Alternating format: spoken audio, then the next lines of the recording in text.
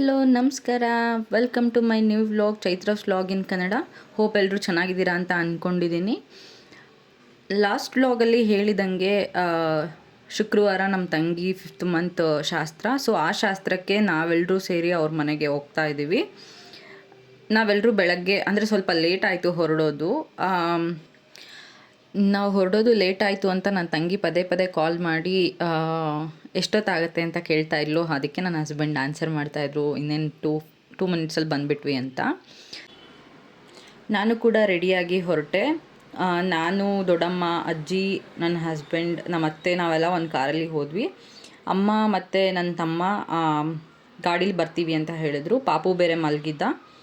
ಪಾಪು ಸ್ನಾನ ಮಾಡಿಸಿ ಅವನ್ನ ಮಲಗಿಸ್ಬಿಟ್ಟು ನಾವು ಹೊರಟ್ವಿ. ನಮ್ಮ ಮನೆಗೂ ಅವ್ರ ಮನೆಗೂ ಜಸ್ಟ್ 300 ಮೀಟರ್ ಇರೋದ್ರಿಂದ ಅಪ್ಪಾಜಿ ಮನೇಲಿದ್ದರು. ಸೊ ಪಾಪು ಎದ್ರೆ ಇನ್ಫಾರ್ಮ್ ಮಾಡ್ತಾರೆ. ಸೊ ಹೋಗಿ ಅವನ್ನ ರೆಡಿ ಮಾಡ್ಕೊಂಡು ಕರ್ಕೊಂಬರ್ಬೋದು ಅಂತ ಅಂದ್ಕೊಂಡು ನಾವು ಹೊರಟ್ವಿ.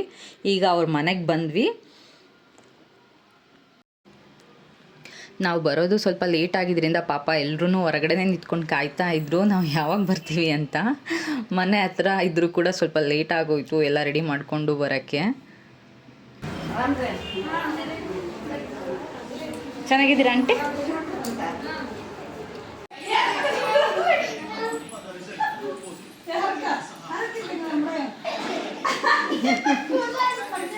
ವೈಭವ್ ನೀನಾ? ವೈಭವ್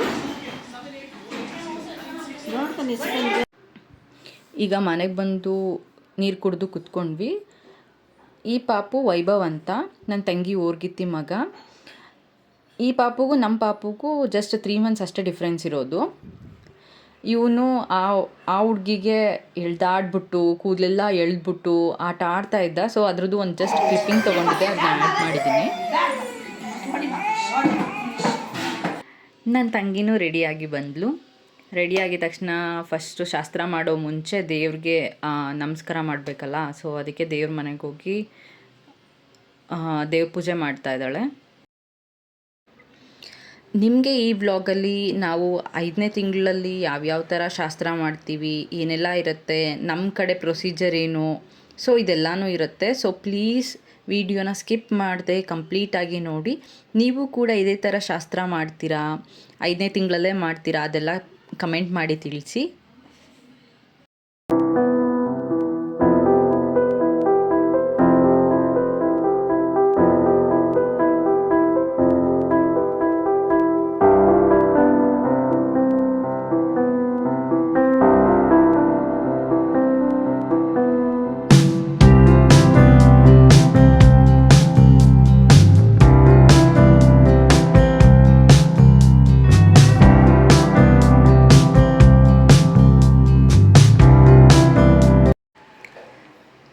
ಈಗ ಒಬ್ಬರು ಕಳಸ ಇಟ್ಕೊಂಡು ಮುಂದೆ ಹೋಗಬೇಕು. ಸೊ ನಮ್ಮ ಕಡೆ ಕಳಸ ಇಲ್ಲದೆ ಯಾವ ಶಾಸ್ತ್ರನೂ ಮಾಡಲ್ಲ.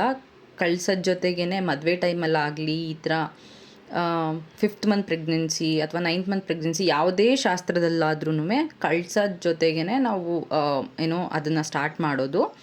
ಆದ್ದರಿಂದ ಆಂಟಿ ಕಳಸ ತೊಗೊಂಡೋದ್ರು. ನನ್ನ ತಂಗಿ ಕೂಡ ಜೊತೆಗೆ ಹೋದಳು. ಈಗ ಅವಳನ್ನ ಈ ಚೇರ್ ಮೇಲೆ ಕೂರಿಸ್ಬಿಟ್ಟು ಮುಂದಿನ ಶಾಸ್ತ್ರನ ಸ್ಟಾರ್ಟ್ ಮಾಡ್ತಾರೆ. ಈ ಪ್ರೆಗ್ನೆನ್ಸಿ ಅನ್ನೋದು ಒಂಥರ ಬ್ಯೂಟಿಫುಲ್ ಜರ್ನಿ ಅಲ್ವಾ. ಸೊ ಅದನ್ನು ಆ್ಯಕ್ಚುಲಿ ನಮಗೆ ಎಕ್ಸ್ಪ್ರೆಸ್ ಮಾಡೋಕ್ಕಾಗಲ್ಲ, ಬಟ್ ಆ ಫೀಲ್ ಮಾಡೋ ಖುಷಿ ಇರುತ್ತಲ್ಲ, ಅದು ತುಂಬ ಚೆನ್ನಾಗಿರುತ್ತೆ ಅಲ್ವಾ. ನನಗೆ ಈಗ ಈ ವಿಡಿಯೋ ಎಡಿಟಿಂಗ್ ಮಾಡುವಾಗ ನೋಡ್ತಾ ಇದ್ದರೆ ನನಗೆ ನನ್ನ 5th ಮಂತ್ ಪ್ರೆಗ್ನೆನ್ಸಿಲಿ ಮಾಡಿದ ಶಾಸ್ತ್ರ ನೆನಪಾಗ್ತಾ ಇತ್ತು. ತುಂಬ ಖುಷಿಯಾಗುತ್ತೆ ಆ್ಯಕ್ಚುಲಿ ನೆನೆಸ್ಕೊಂಡ್ರೆ ಕೂಡ.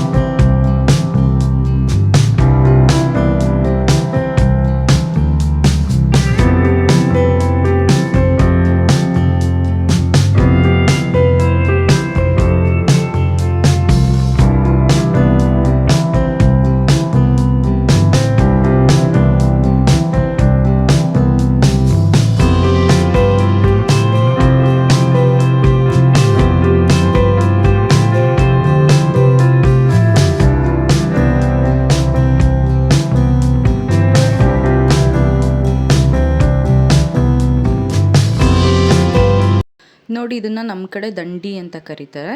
ಇದನ್ನು ಹೂವಿಂದನೇ ಮಾಡಿರ್ತಾರೆ. ನಮ್ಮ ಕಡೆ ಯಾವುದೇ ಶಾಸ್ತ್ರ ಮಾಡೋ ಮುಂಚೆ ಇದನ್ನು ತಲೆಗೆ ಹಾಕ್ಬಿಟ್ಟು ಮಾಡ್ತಾರೆ.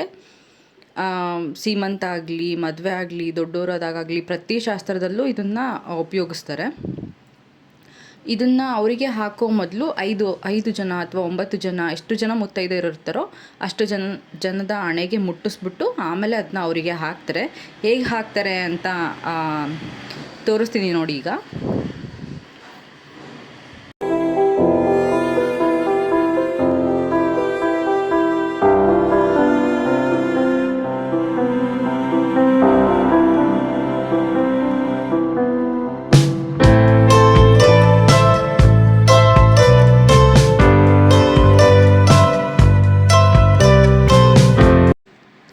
ಇದನ್ನು ಚಿಕ್ಕ ಹೆಣ್ಮಕ್ಳು ಇದ್ದರೆ ಕೂಡ ಅವ್ರಿಗೂ ಕೂಡ ಮುಟ್ಟಿಸ್ತಾರೆ. ಯಾಕೆ ಅಂದರೆ ಕನ್ಯಾ ಮುತ್ತೈದೆಯರು ಅಂತ.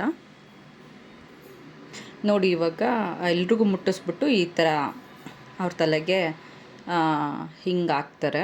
ಹಾಕ್ಬಿಟ್ಟು ಆ ಕಡೆ ಈ ಕಡೆ ದಾರ ಇರುತ್ತೆ, ಅದನ್ನು ಹಿಂದ್ಗಡೆ ಹಿಂಗೆ ಕಟ್ತಾರೆ.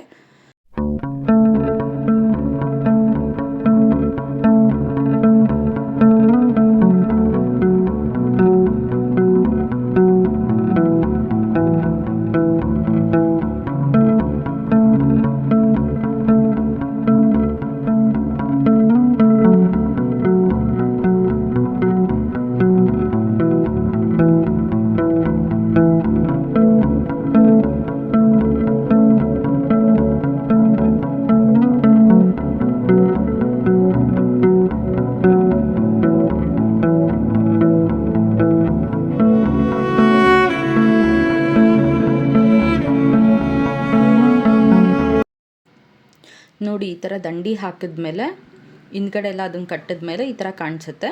ನೋಡಿ ದಂಡಿ ಹಾಕೊಂಡ್ಮೇಲೆ ನನ್ನ ತಂಗಿ ಹೇಗೆ ಕಾಣಿಸ್ತಾ ಇದ್ದಾಳೆ ಅಂತ ಕಮೆಂಟ್ ಮಾಡಿ ತಿಳಿಸಿ. ಹಾಗೆ ನಿಮ್ಮ ಕಡೆ ಕೂಡ ಈ ಥರ ದಂಡಿ ಎಲ್ಲನೂ ಹಾಕಿ ಮಾಡೋ ಶಾಸ್ತ್ರ ಏನಾದರೂ ಇದ್ದರೆ ಕಮೆಂಟ್ ಮಾಡಿ ತಿಳಿಸಿ. ದಂಡಿ ಎಲ್ಲ ಹಾಕಾದ್ಮೇಲೆ ಅರ್ಶಿನ ಕುಂಕುಮ ಎಲ್ಲ ಹಚ್ಬಿಟ್ಟು ಕಂಕಣ ಎಲ್ಲ ಕಟ್ಟಿ ಕಳಸ ಎಲ್ಲ ಬೆಳಗ್ಬಿಟ್ಟು ಈ ಥರ ಹಣ್ಣೆಲ್ಲ ಮಡ್ಲು ತುಂಬಿ ಶಾಸ್ತ್ರ ಮಾಡ್ತಾರೆ.